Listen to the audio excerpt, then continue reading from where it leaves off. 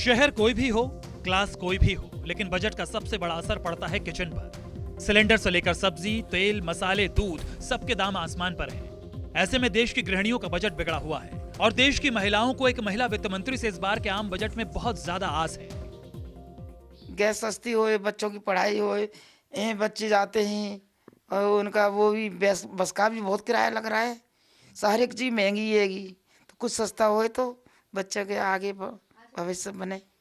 तो बस यही है कि थोड़ा सा इस बार का बजट हम लोग उम्मीद लगा रहे हैं कि थोड़ा सा कुछ तो रियायत हो, घर के जो गैस सिलेंडर सस्ता हो जाए, थोड़ा सा उससे काफ़ी रिलैक्स मिल जाएगा, थोड़ा आराम मिल जाएगा। लेकिन अब बाकी सरकार का जैसा भी है, हम लोग की तो उम्मीद यही है कि हम थोड़ा सा महंगाई कम हो जाए।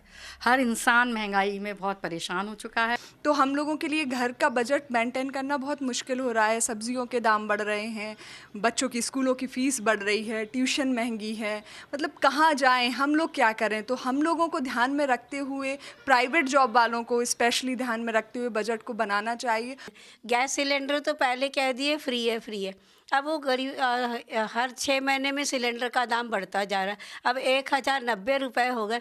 एक गरीब परिवार 1090 रुपये कमाने के लिए उसे 2 महीने मेहनत करेगा, तब वो 1000 रुपये गैस सिलेंडर के लिए कर। हम ये चाहते हैं सरकार से कि गैस सिलेंडर कम से कम 500 से 600 रुपये ही हो, इससे ज़्यादा ना हो।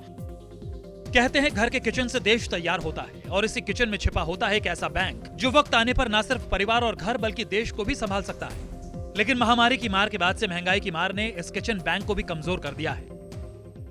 जो गवर्नमेंट की रिस्पॉन्सिबिलिटी है कि जो भी एसेंशियल्स हैं, जो ऐसी चीज़ें जिनकी वजह से प्रॉब्लम होती है आगे, वो सस्ती रहनी चाहिए। जितनी भी सब्सिडीज़ जो होती हैं वो प्रोवाइड करनी चाहिए एसेंशियल्स पे, क्योंकि बिना खाने के, बिना मेडिसिन के तो कोई इंसान जी नहीं सकता है।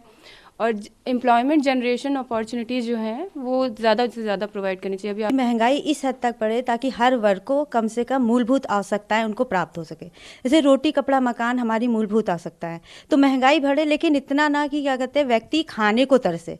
हर व्यक्ति के पास भोजन तो कम से कम पहुँच जाए और उसके लिए सर पर छत होनी चाहिए। तो अगर महंगाई मतलब और रोजगार अगर होगा, सबसे ज़्यादा समस्या रोजगार की। अगर रोजगार मिल जाए तो महंगाई किसी को मतलब पता ना चले। अगर इतना मतलब ज़्यादा से ज़्यादा रोजगार उत्पन्न करने का प्रयत्न करें जिससे महंगाई को कम किया जा सके। और लेडीज़ को सबसे ज़्यादा अपना घर मैनेज करना होता है।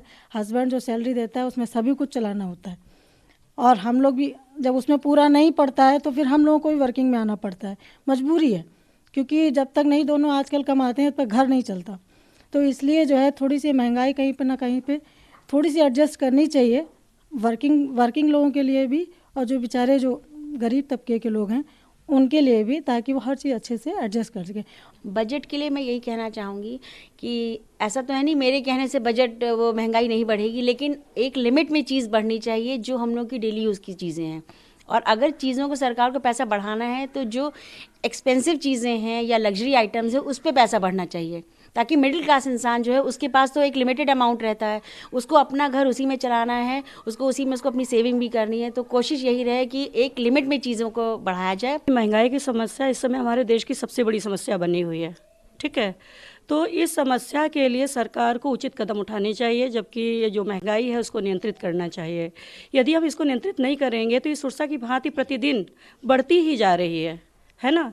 तो मेरा कहना तो बस इतना ही है कि जो आवश्यकताएं हैं उस पे बिल्कुल भी इनको कीमतें नहीं बढ़ानी चाहिए।